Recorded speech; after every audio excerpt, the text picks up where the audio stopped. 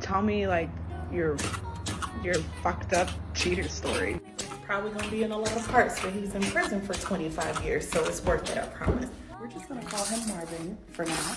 If you're watching this and you know both of us, don't name drop, thank you. Marvin and I dated for a couple of years. He used to always make me feel really weird about my weight because I think he was used to dating like super slim women, and that's just never been me. He used to always tell me that I was the heaviest woman he's dated and whatnot, and I'm like, if you're not happy, you can go because I'm good. Just for reference, this is literally our house. I was 180 pounds when I took this picture, and I was too heavy for him. I knew I was fine as hell, so I was always on some shit like, you can leave, I am not keeping you here. But he never left, so whatever. Then I started driving trucks, and now I'm like 225, so I'm working back towards the 180. I will get there. Anyway, he ended up cheating on me with his super skinny baby mom in our house, in our bed, and I came home in the middle of it. I kicked down the front glass door to our house to get in because he had locked. It was just a glass door. It was a glass door, and then it was a door in front of it. The thing about this is I was not supposed to be home. I was in college at the time and taking classes, so I would normally be in class for a certain period of time or whatever. And this day, I just didn't really feel like being there that long, so I left early and went home. Saw a black car in my driveway with kissy lips in the window, and I'm like, this is a bitch car.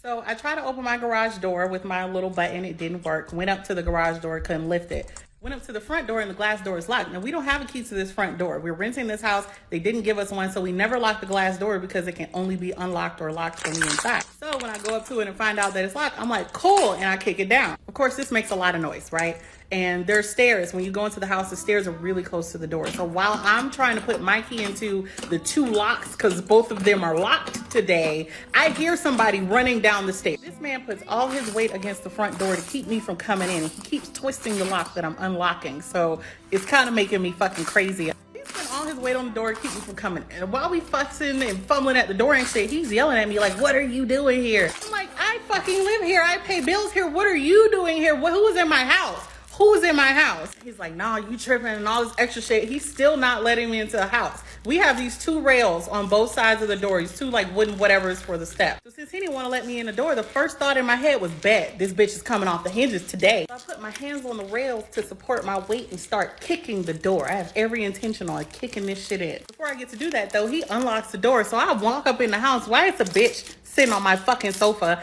And I recognize it to be his baby mom, but I'm like, I'm focused on him right now. I will deal with her later if I have to, but he finna catch it. I don't push this man so hard, he fell over the dining room table. Baby mom saw that shit and ran her ass out the front door. Her movement registered, but again, it wasn't a focus. I had tunnel vision. So I'm fussing at him, calling him all types of names, and then something just clicked.